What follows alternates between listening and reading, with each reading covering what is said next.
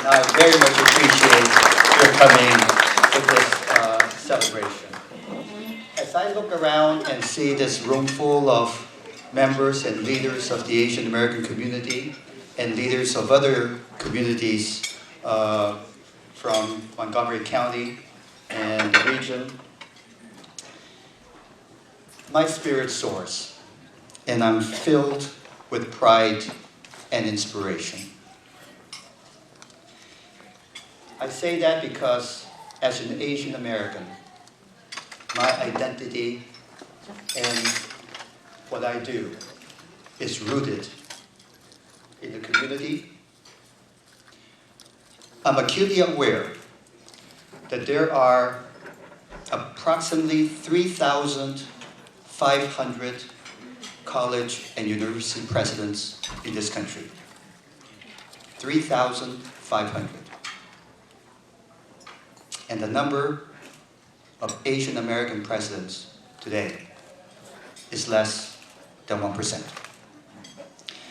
Well, 20 years ago, it was less than 0.5%. So we are making progress.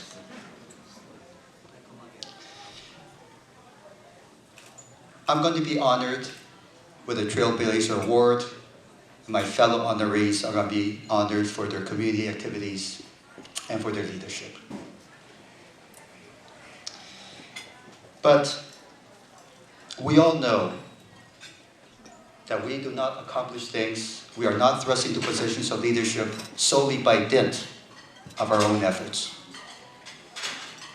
We are the result of a long and bittersweet struggle carried out by the generations that preceded us, who endured hardships, who made sacrifices, who fought prejudice, and who expanded opportunities so that we have the opportunities that we have today. And when you give me this award tonight, it is not because of what I have accomplished. It's because of others who paved the way to allow me to stand here before you as the President of the University of Maryland.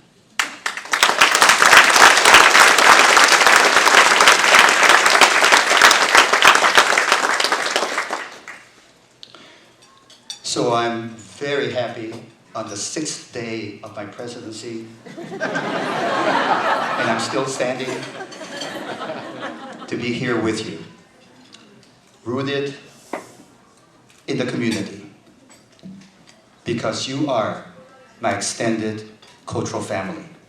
You are my strength. You are my inspiration. Without you, I would be like a tree without a root, or a river without a source. Thank you for being here.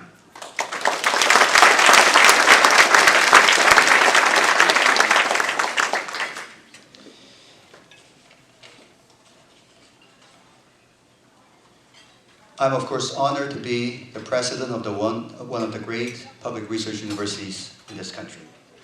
I'm also very humbled to follow in the footsteps of two giants in American higher education, Dan Moat and Britt Kirwan. Under their leadership, this university has ascended to the highest ranks of national and global leadership and stature and impact. The University of Maryland is a university of and for the people of Maryland, serving the citizens of the state, the nation, and the world. And my commitment to you as Marylanders is that I will take the helm and continue the upward trajectory already in progress, with bold vision, with high aims, and with big ideas for transformative excellence and for making a difference for the students and the citizens of this state. The University of Maryland today is better and stronger than it was 10 years ago. It will be better and stronger 10 years from now.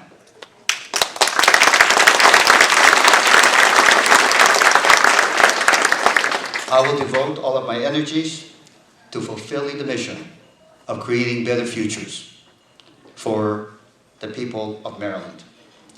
And central to that vision is a university without borders. A university that brings people from around the world to the campus and projects the university onto the global stage. Because it is essential that the next generation be prepared to live and work in a global world.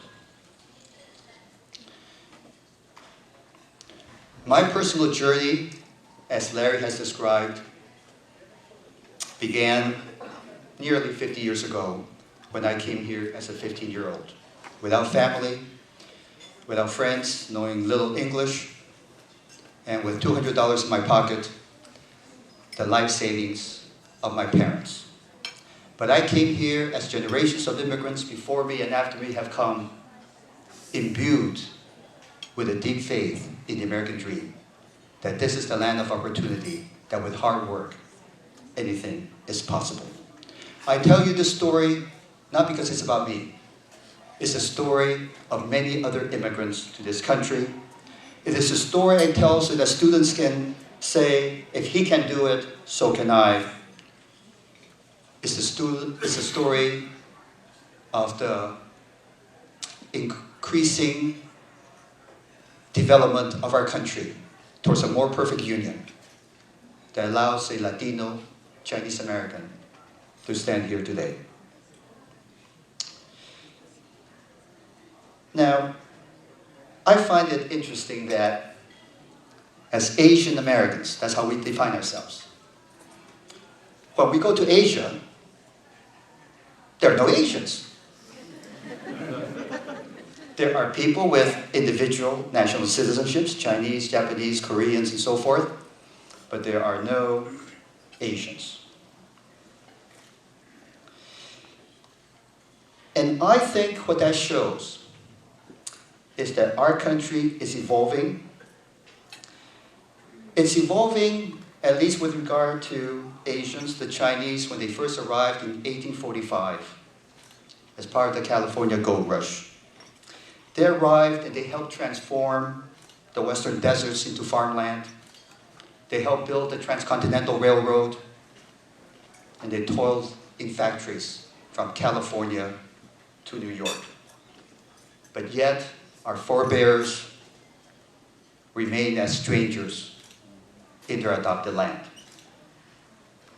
So we had to take on a new and larger identity as Asian Americans, because from the beginning of this country, the definition of citizenship was predicated on race.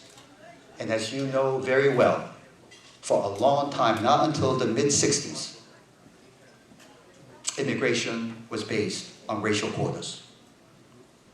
So we had to develop this pan-Asian identity as Asian Americans. And our identity was forged in the crucible of these racial exclusion laws and rooted in the struggle for equality and liberty.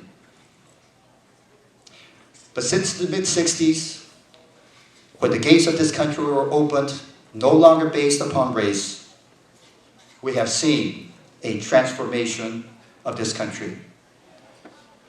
When we came here, or when our forebears came here, they were changed by America. And I'm really pleased to see that we, as Asian Americans, are helping to change the country.